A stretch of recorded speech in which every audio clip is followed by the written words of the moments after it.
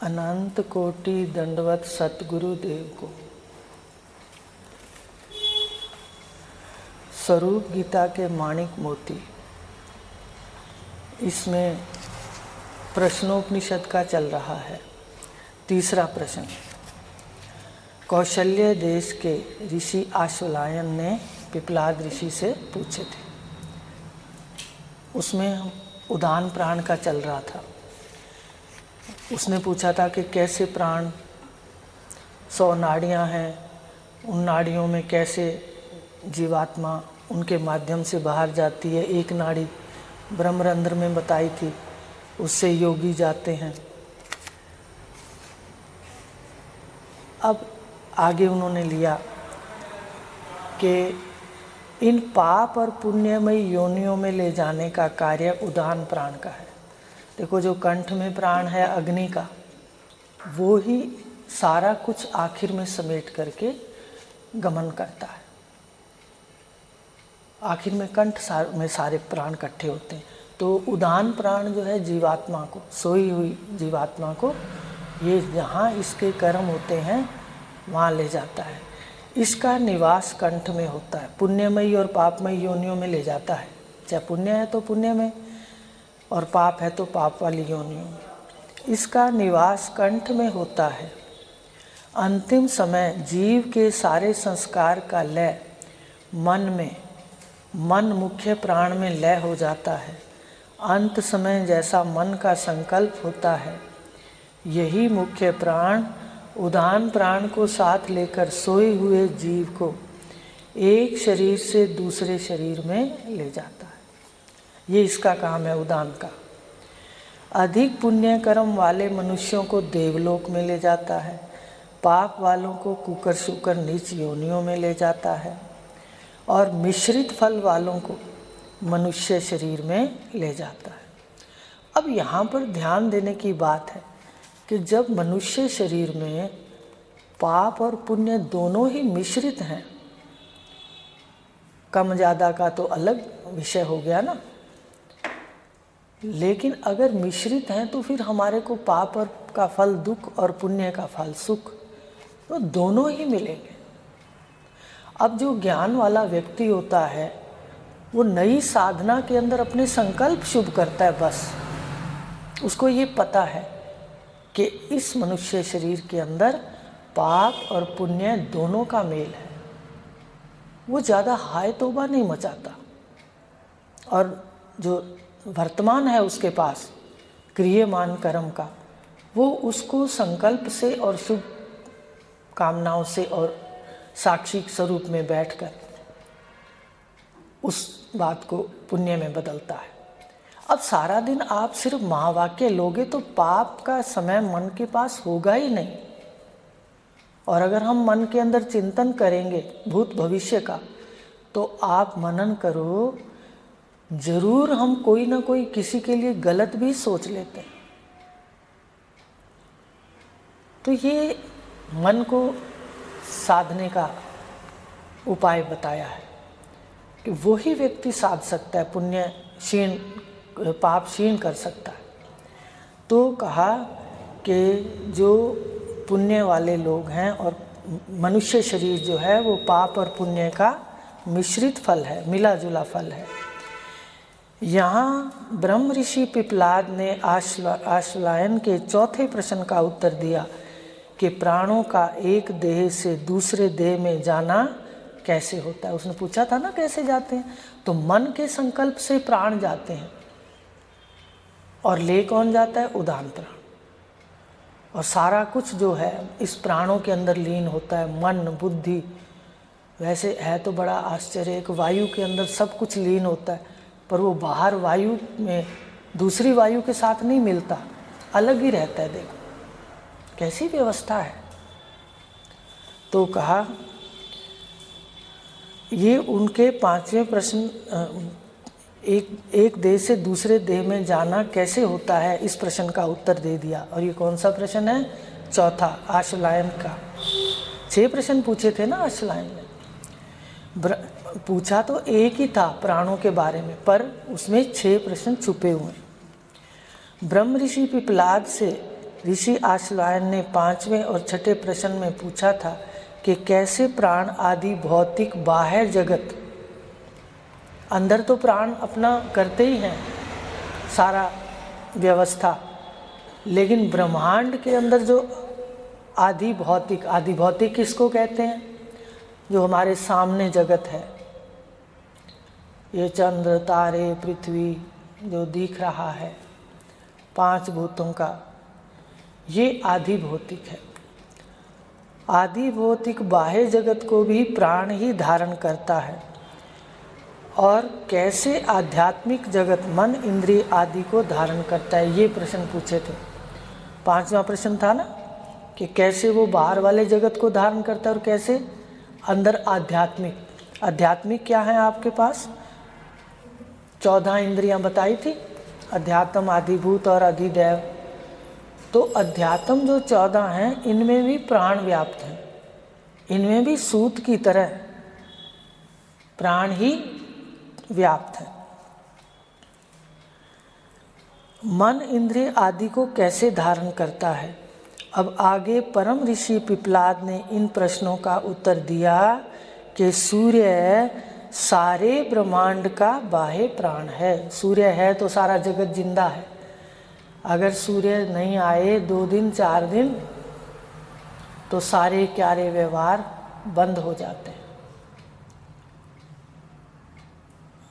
और प्रलय का एक नियम ये भी है कि सूर्य से पृथ्वी दूर होती जाती है और एक दिन जम जाती है, पानी में लय हो जाती है, जम जाती है।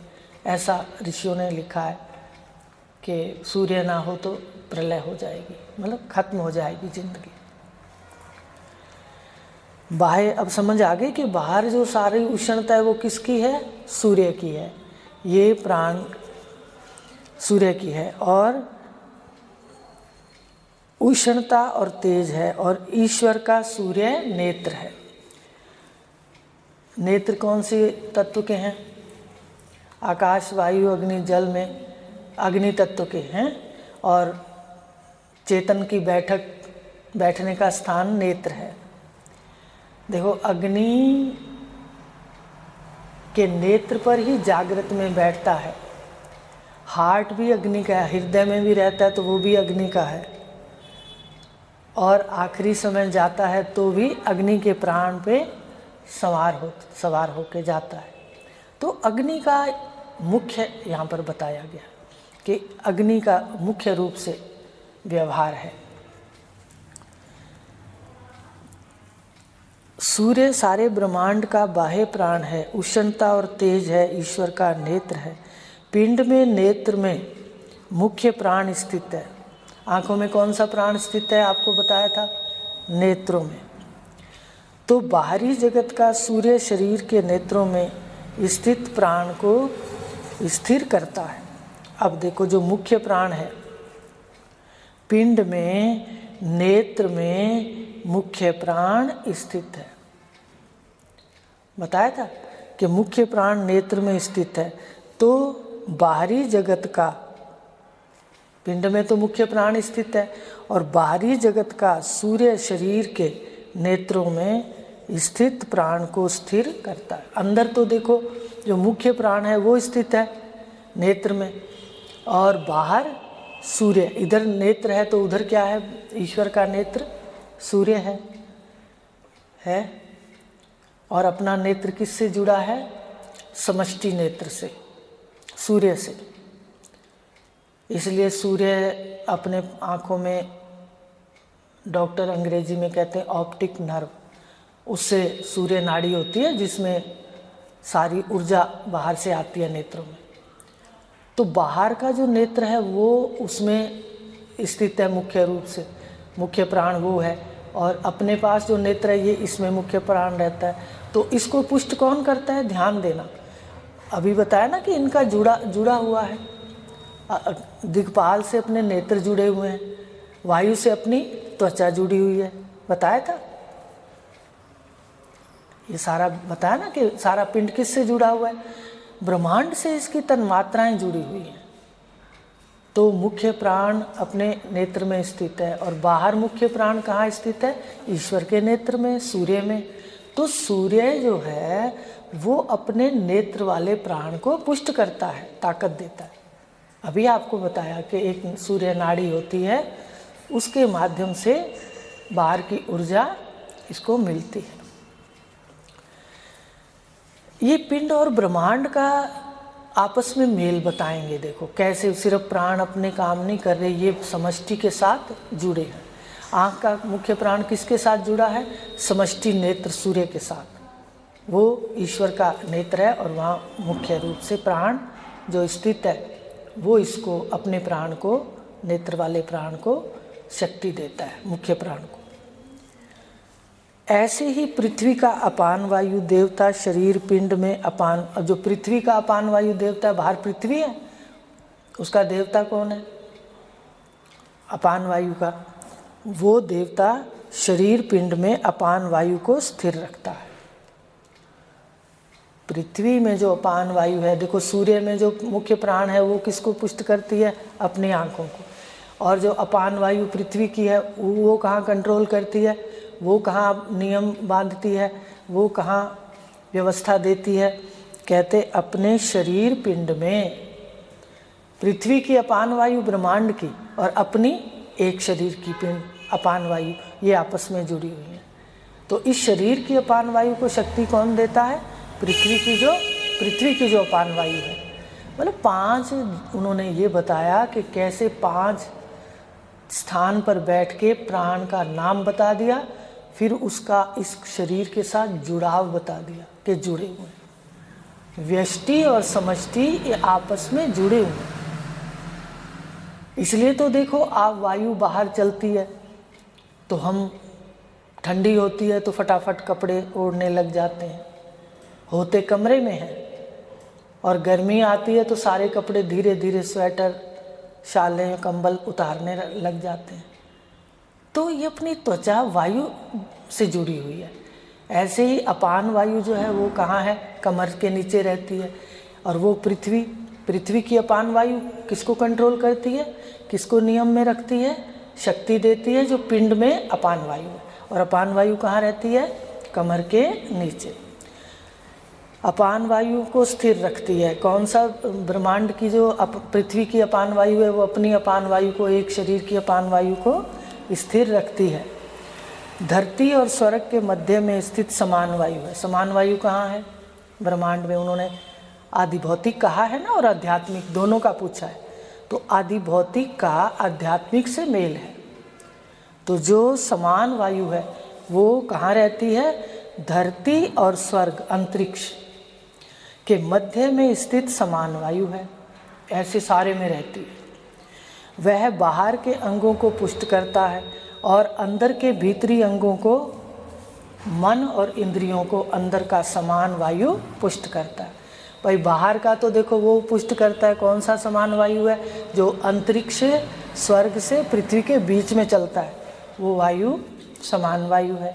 तो अपने यहाँ समान वायु क्या है? कहते अपने अंदर इंद्रियों को समान वायु, जो भी अपने नाभि में रहता है वो उसको पुष्ट करता है। कौन सा? जो स्वर्ग और पृथ्वी के बीच में वायु है। तो ये ब्रह्मांड की नाभि हुई ना, देखो बीच का स्थान है। नीचे पाताल लोक है, ऊपर द्युलोक है, तो बीच में कौन सा लोक है? 4 बताए ना, द्युलोक, अंतरिक्ष, पृथ्वी और पाताल।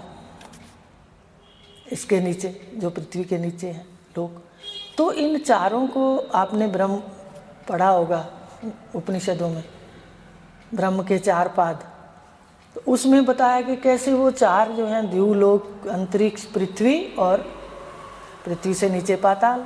तो पृथ्वी और अंतरिक्ष में जो वायु चलती है वो समान वायु है। और अपने यहाँ कहाँ है समान वायु? अपने यहाँ नाभि में है। तो अपनी नाभि की वायु को कौन पुष्ट करती है? वो समान वायु जो पृथ्वी और स्वर्ग के बीच में बहती है सारा कुछ आश्चर्ययुक्त। सबसे बड़े मेरे गुरुदेव आश्चर्ययुक्त हैं। अगर नाम बताते तो हम सिर्फ कोई समय का लाभ ना लेते। हम आज हम शरीर को भी ध्यान से देखते हैं कि इसको यात्रा में ऋषियों ने कहा 100 साल तक रहे, उस हिसाब से इसको रखना है। जानने के लिए कुछ आए हैं तो निश्चय करके जाएं सत्य का, उसके लिए, वासनाओं के लिए नहीं। और समय को भी ख्याल रखो कि 24 घंटे में 2 घंटे अवश्य साधना के निकालो, तो ये गुरु के कारण मिलता है। और वो भी तत्वज्ञ पुरुष जो समझाते हैं कि सत्य वास्तव में क्या है। तो कहा कि इस प्रकार वो अंगों को, भीतरी अंगों को, जो अंतरिक्ष और पृथ्वी के अंदर वायु बहता है उसको समान वायु कहते हैं, और पिंड के अंदर समान वायु नाभि में है, तो वो अंतरिक्ष और पृथ्वी के मध्य समान वायु हमारे नाभि वाले समान वायु को पुष्ट करता है, शक्ति देता है।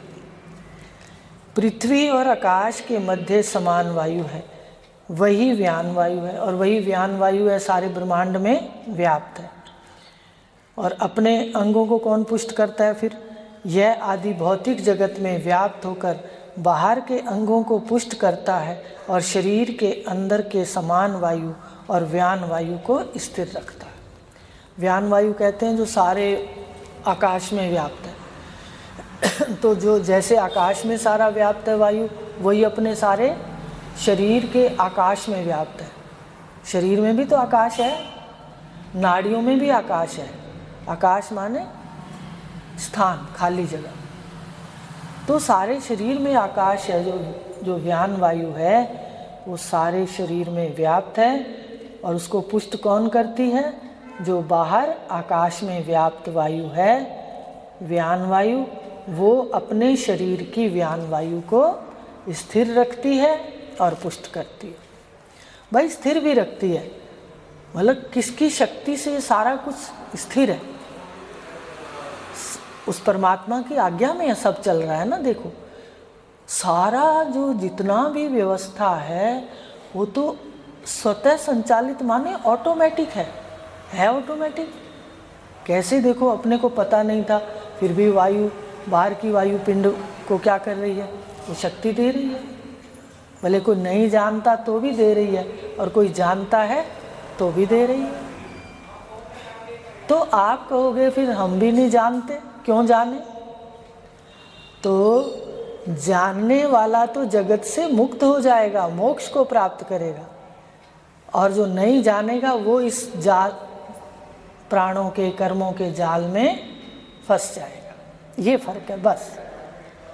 एक स्वतंत्र है और दूसरा परतंत्र है।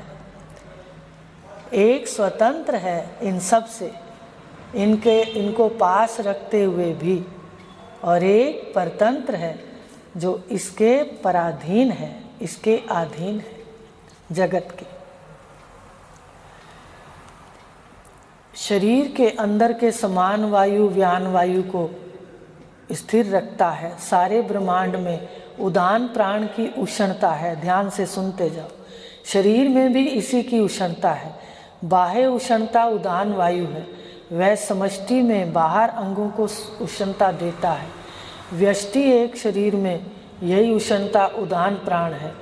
बाहरी समष्टि उष्णता यानी उदान वायु शरीर के अंदर के उदान प्राण को स्थिर करता है। देखो बाहर तो वायु लगेगा शब्द, समान वायु, व्यान वायु, अपान वायु और प्राण वायु, लेकिन अंदर एक शरीर में क्या लगेगा? वहाँ पर लगेगा प्राण, उदान प्राण, समान प्राण, व्यान प्राण। समझ आ रही है कि व्यष्टि में जब हम उस वायु को देखेंगे तो प्राण लगेगा साथ में, उदान के साथ, व्यान के साथ, समान के साथ, अपान के साथ, ठीक है। और व्यष्टि में प्राण लगेगा और समष्टि में उसकी बात करेंगे, उदान प्राण नहीं कहेंगे, वहाँ क्या कहेंगे? उदान वायु। बाहर की उदान वायु एक शरीर का उदान प्राण है, बाहर की समान वायु एक शरीर का समान प्राण है, बाहर की व्यान वायु एक शरीर का व्यान प्राण है, बाहर की अपान वायु एक शरीर का अपान प्राण है। तो प्राण लगेगा, ये ध्यान देना, इतना फर्क है। पर चिंता में प्राण और व्यापकता में वायु। बाहरी समष्टि उष्णता उदान वायु शरीर के अंदर के उदान प्राण को स्थिर करता है। ये अंदर के अंगों को गर्मी देता है। शरीर की भूषणता जब शांत होती है तो जीवात्मा इंद्रिय और मन सहित मुख्य प्राण में लीन हो जाता है। देखो, जब शरीर की अग्नि खत्म होती है तो सारी इंद्रियां समेट के किस में लय हो जाती हैं? मन सहित मुख्य प्राण में लीन हो जाती हैं। जैसे मन का अंतिम संकल्प होता है, यह मुख्य प्राण उदान सहित जीवात्मा को उसके अलग अलग लोकों अथवा योनियों में ले जाता है। परमात्मा का चिंतन होता है तो परमात्मा को प्राप्त होता है।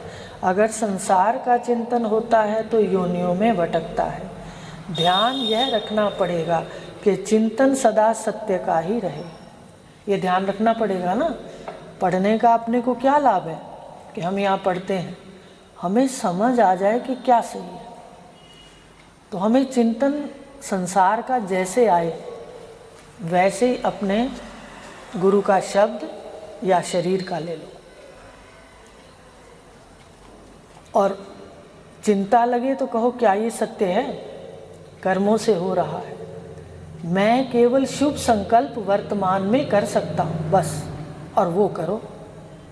अरे बात समझ, चिंता ना करके चिंतन होना चाहिए। परमात्मा का चिंतन है तो परमात्मा को प्राप्त होता है। चिंतन सदा सत्य का ही रहे, तभी जन्म मरण से मुक्ति है। नहीं तो देह धारण करने के दंड तो भोगने ही पड़ेंगे। देखो, देह लेने का मतलब है आपने बचपन का दुख भी भोगा, जवानी का भी। देखो, अभी लगता है कि जवानी में सुख है, पर पुरुष तो कमाने में थक जाता है और स्त्री संवारने में थक जाती है। संतान की उत्पत्ति, उनको संवारना, ध्यान से देखेंगे तो लगेगा।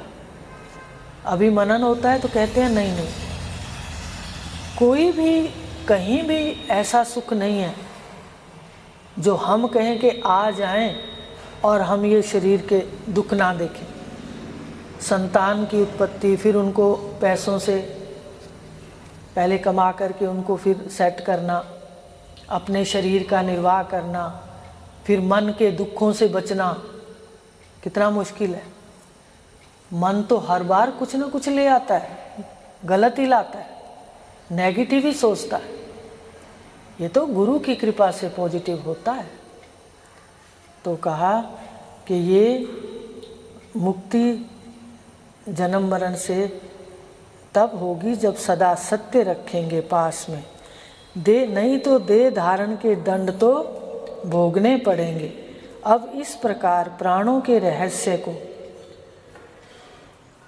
समष्टि और व्यष्टि में जो जान लेता है, देखो आपको फिर बताते हैं कि हर उपनिषद के ज्ञान के साथ फल है। उपनिषद पढ़े थे, उसमें था ओम की 3 मात्राओं के फल बताए थे कि आकार जान लेने वाले का परिवार, धन, ऐश्वर्य सदा रहेगा, सुखी रहेगा। तो बताइए, केवल जानने मात्र से परिवार सुखी रहे, धन सुखी रहे, भाई धन रहे, परिवार सुखी रहे, संतान सुखी रहे, अपने क्या चाहते हैं? सच बताओ, यही तो चाहते हैं। केवल जानने मात्र से, करने के लिए तो इतना कुछ पड़ा है। तो जब करेंगे कोई भी कार्य, उसमें तो अच्छा बुरा दोनों होगा, और ये सिर्फ जानने से मिलेगा। अब उन्होंने क्या फलश्रुति बताई है कि जो 5 प्राणों को व्यष्टि और समष्टि वाले स्वरूप को जान लेता है, उसका यह लोक भी संवर जाता है और परलोक भी संवर जाता है। अच्छा, भगवान ने भी गीता के अंदर कहा है, वो भी नहीं चूके। उन्होंने कहा जो मेरी शरण आता है, 9वें अध्याय में कहा है, मैं उसका योग क्षेम करता। योग माने क्या होता है कि जो उसके घर में नहीं होगा मैं वो दूंगा, और जो उसके घर में होगा उसकी रक्षा करूंगा, क्षेम। तो बताइए, पर मेरी शरण आत्मा और ब्रह्म स्वरूप बता के भगवान ने कहा मेरी शरण, आत्मा ब्रह्म की शरण। जो भगवान की प्रतिमा है वो थोड़ा सा दूरी है, वो आकार है। आकार में जो निराकार है, निर्गुण है, वो परमात्मा के स्वरूप को जानेगा तो भगवान ने कहा योगक्षेम करूँगा। और यहाँ पर उपनिषद क्या कह रहा है कि उसका यह लोक भी संवरेगा और परलोक भी संवरेगा। अब यहाँ पर एक रहस्य है। अब यहाँ बैठे हैं, फिर तो आप सब ज्ञान में होशियार हैं। घर जाते आपको याद ही नहीं रहेगा कि समष्टि प्राण ही व्यष्टि है। तो इस बात को सदा असंग होकर के देखना है कि ये प्राणों की क्रिया ब्रह्मांड के प्राणों से जुड़ी है। बताया ना, बाहर उसका नाम वायु है और इधर प्राण है। तो ऐसा अपने को जब भी बैठे मनन हो, कभी कभी रोज अनेक युक्तियां देते हैं, अनेक युक्तियों का मनन होता रहे, तो जब हमें समझ आएगी कि प्राण मेरे सामने चल रहे हैं, मैं इसका दृष्टा हूँ, साक्षी हूँ, ये ब्रह्मांड से जुड़े हैं। बाहर की वायु अगर कम हो जाती है तो दम घुटने लगता। तो ये जो जान करके ऐसा देखेगा उसका यह लोक भी संवर जाएगा और परलोक भी संवर जाता है। यह इसकी फलश्रुति है। इस संसार में उसकी वंश परंपरा का नाश नहीं होगा। लो सुन लो, ज्ञान का फल सिर्फ जानने मात्र से। पर हमें अपने इष्ट पर, इष्ट कौन है आपका? आत्मा ब्रह्म, अपना स्वस्वरूप ब्रह्म आनंद स्वरूप। और बताते कौन है? वही आनंद स्वरूप गुरु के रूप में आते हैं और वो बताते हैं अपना स्वरूप। अपने का मतलब अपना भी और हमारा भी, अपना अपना। तो कहा उसकी वंश परंपरा का नाश नहीं होता, जीवन यात्रा सुंदर होती है, प्राणों सहित अपने आत्मा ब्रह्म स्वरूप का साक्षात कर लेता है और अमर पद को प्राप्त कर लेता है। प्राणों के महत्व को समझ लेता है। प्राणों के महत्व को समझ लो। प्राण ही काल है। काल माने जो समय मिलता है परमात्मा से, उसकी गिनती प्राणों से है। इसलिए प्राण का बड़ा महत्व है। ऐसे व्यर्थ नहीं खोने चाहिए। चिंतन करो, मनन करो, स्वाध्याय करो, कुछ श्रवण करो, घर का काम भी करो। उस समय काम के समय मुख्य काम की वृत्ति और गौण ज्ञान की वृत्ति। काम करते करते छूटे तो ज्ञान ही याद आए, और जब ज्ञान में बैठो तो ज्ञान की मुख्य वृत्ति और संसार की गौण वृत्ति हो जाए। ऐसे करना है व्यवहार के अंदर, तब ये सारा फल मिलेगा। साक्षात कर लेता है, अमर पद को प्राप्त होता है, सदा सत परमात्मा का स्वरूप भूत चिंतन करता रहता है। स्वरूप भूत चिंतन का क्या अर्थ है? कि परमात्मा तत्त्वम असि, वह जो ब्रह्मांड का प्रकाशक है वही इस पिंड का भी प्रकाशक है, और वो प्रकाशक मैं हूँ। जो मेरी मैं है ना, मैं बोल रही है, ये मैं है। स्वरूप भूत चिंतन करता है, जन्म मरण कर्म बंधन से छूट जाता है, प्राणों के उत्पत्ति स्थान को जान लेता है। प्राण कहाँ से उत्पन्न हुए? पहले पढ़ा था, प्राण परमात्मा से उत्पन्न होते हैं। प्राणों को व्यापक स्वरूप को जान लेता है। यह सब एक वायु का ही विस्तार है। वह अमृत का अनुभव कर लेता है। अमृत कौन है आपके पास? आपका स्वरूप अमृत है। अजर अमर आत्मा अपना स्वरूप है। अमृत स्वरूप हूँ, मृत्यु मेरे स्वरूप में है नहीं।